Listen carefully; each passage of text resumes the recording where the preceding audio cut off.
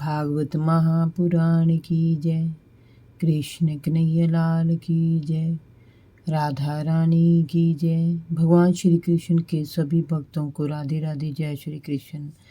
आज मैं आपको सुनाऊंगी भागवत महापुराण में दशम स्कंद में 27वां अध्याय, श्री कृष्ण का अभिषेक। श्री सुखदेव जी ने कहा, परीक्षित, जब भगवान श्री कृष्ण ने गिरिराज गोवर्धन को धारण करके ब्रज को इंद्र के कोप से बचा लिया, तब उनसे भेंट करने गोलोक से कामधेनु और स्वर्ग से देवराज इंद्र समय आए। इंद्र बहुत लज्जित था। उसने श्री कृष्ण के रूप में भगवान श्री हरि को पहचान लिया था। इसीलिए एकांत में श्री कृष्ण से भेंट करके देवराज इंद्र ने उनके चरण पकड़ लिए और अपने किए पर क्षमा मांगी। इंद्र ने कहा, भगवान, आपका स्वरूप परम शांत, ज्ञानमय, रजोगुण और तमोगुण से रहित, विशुद्ध एवं अपराकृत सत्वमय है। आपके स्वरूप को ना जानने का कारण मेरा माया से मोहित होना था। इसी कारण मैं अहंकार वंश समय को ही त्रिलोकपति मान बैठा था। अज्ञान के कारण ही मुझसे इतनी बड़ी भूल हो गई। आप तो दया के सागर, करुणा निधान है। आप कृपया मुझे क्षमा करें। आप जगत के पिता, गुरु और स्वामी हैं। दुष्टों का विनाश करने के लिए आप धरती पर अवतार लेते हैं।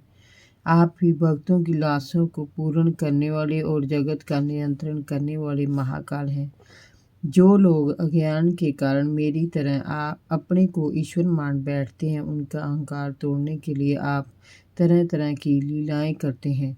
प्रभु, मुझे क्षमा करें और कुछ ऐसा ज्ञान मुझे दें कि मैं फिर कभी ऐसी ज्ञानता ना कर सकूं। भगवान, मैं आपको बार बार नमन करता हूँ। आप अंतर्यामी, पुरुषोत्तम और सर्वात्मा वासुदेव हैं। आप यदुवंशियों के एकमात्र स्वामी, भक्त वत्सल और सभी के चित्त को आकर्षित करने वाले हैं। आपने जीवों के समान कर्मवश ये शरीर धारण नहीं किया है। आप तो समस्त कर्मों से परे हैं। आपने अपनी स्वतंत्र इच्छा से भक्तों की रक्षा के लिए ये मानव शरीर धारण किया है। आपका ये शरीर भी विशुद्ध ज्ञान स्वरूप है। आप सब कुछ हैं, सबके कारण हैं और सबके आत्मा है। भगवान, मेरे अभिमान का कोई अंत नहीं है और मेरा क्रोध भी मेरे वश में नहीं है। फिर भी प्रभु, आपने मुझ पर बड़ी कृपा की है। आपने मेरे घमंड को उखाड़ फेंका है। आप मेरे स्वामी हैं, मेरे गुरु और आत्मा है। मैं आपकी शरण में हूँ और आपसे क्षमा मांगता हूँ।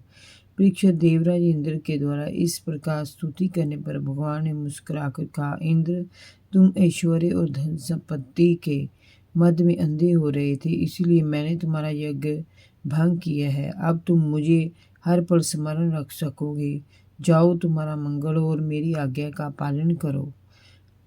अब कभी घमंड न करना और धर्म अनुसार अपनी मर्यादा का पालन करना। इंद्र भगवान के चरण स्पर्श करके वहां से अंतर्ध्यान हो गया।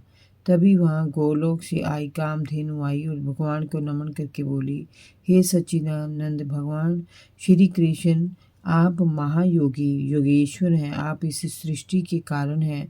आपको अपने रक्षक के रूप में पाकर हम सनाथ हो गई हैं। आप हमारे आराध्य देव हैं। हमारे इंद्र तो आप ही हैं। हम गोई ब्रह्मा जी की प्रेरणा से आपको अपना इंद्र मानकर आपका अभिषेक करना चाहती हैं। कृपया हमारी इच्छा पूर्ण कीजिए। परीक्षित, कामधेनु की बात सुनकर श्री कृष्ण मुस्कुरा दिए और समस्त गौओं को अभयदान दे दिया।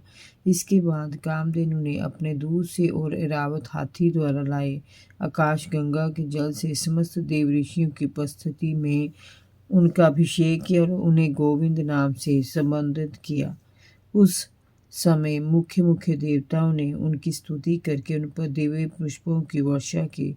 उनके अभिषेक के तत्काल बाद तीनों लोकों में दूध, दही, मक्खन, औषधि, स्वच्छ जल, मधु, अन्न, मणि, मणिकय आदि की जैसी सहज ही श्री वृद्धि हो गई। उसके बाद सभी देवताओं ने भगवान से आज्ञा लेकर अपने अपने लोकों की यात्रा की। जय जय श्री राधे। भागवत महापुराण की जय। कृष्ण कन्हैया लाल की जय, राधा रानी की जय।